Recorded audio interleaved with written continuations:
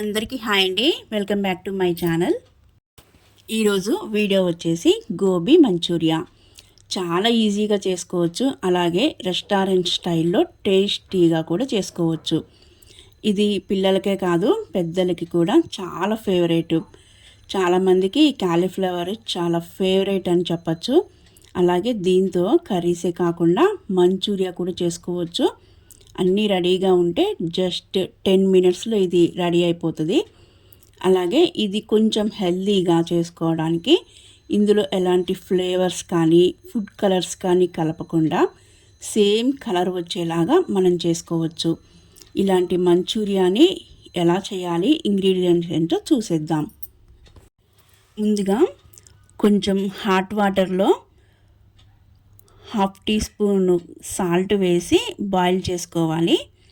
ఈ వాటరు కొంచెం బాయిల్ అయిన తర్వాత స్టవ్ ఆఫ్ చేసేసి 1 కప్పు లేదా కొంచెం ఎక్కువైనా పర్లేదు ఈ కాలీఫ్లవర్ని పువ్వులుగా కట్ చేసుకుని వేసుకోవాలి. అప్పుడే ఇందులో ఉన్న బ్యాడ్ స్మెల్ కానీ ఏమైనా ఉంటే అవన్నీ పోతాయి. నెక్స్ట్ కొంచెం బాయిల్ కూడా అవుతాయి. తర్వాత 15 మినిట్స్ అయ్యాక వాటర్ని డ్రైన్ చేసేసి పక్కకు పెట్టుకోవాలి. ఇప్పుడు ఒక బౌల్ తీసుకొని 1 కప్పు కార్న్ఫ్లోర్, 1/2 కప్పు మైదా, ఇవి 2 తీసుకోవాలి. ఇవి సేమ్ ఈ క్వాంటిటీ అనే కాకుండా కొంచెం ఎక్కువ తక్కువైనా పర్లేదు. అంటే కార్న్ఫ్లోర్ ఎక్కువైనా తీసుకోవచ్చు, మైదా ఎక్కువైనా తీసుకోవచ్చు, నో ప్రాబ్లం. 1 స్పూను కారం, నెక్స్ట్ సరిపడా సాల్ట్, పెప్పర్ పౌడర్ వచ్చేసి 1/2 టీ స్పూన్ వేసుకోవాలి.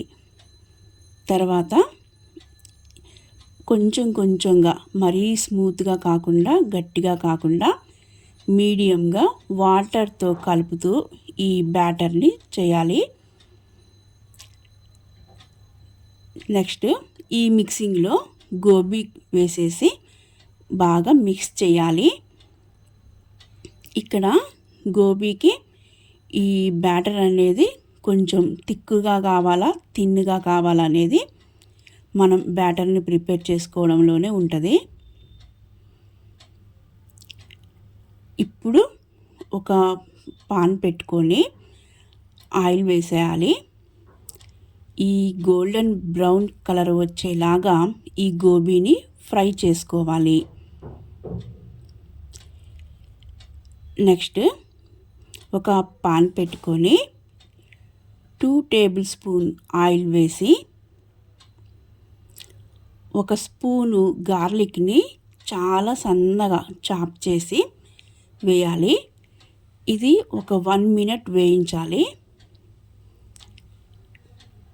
నెక్స్ట్ 1 కప్పు ఆనియను పెద్ద క్యూబ్స్గా కట్ చేయాలి. ఇవి కూడా వేసేసి 1 మినిట్ వేయించాలి. నెక్స్ట్ 1/2 క్యాప్సికమ్ క్యూబ్స్గా కట్ చేసుకుని వేయాలి. ఈ క్యాప్సికమ్ 2 మినిట్స్ వేయిస్తే సరిపోతుంది. ఇప్పుడు ఇందులోకి మనకు నచ్చినంత అంటే 1 table spoon red chilli, 1 table spoon ketchup,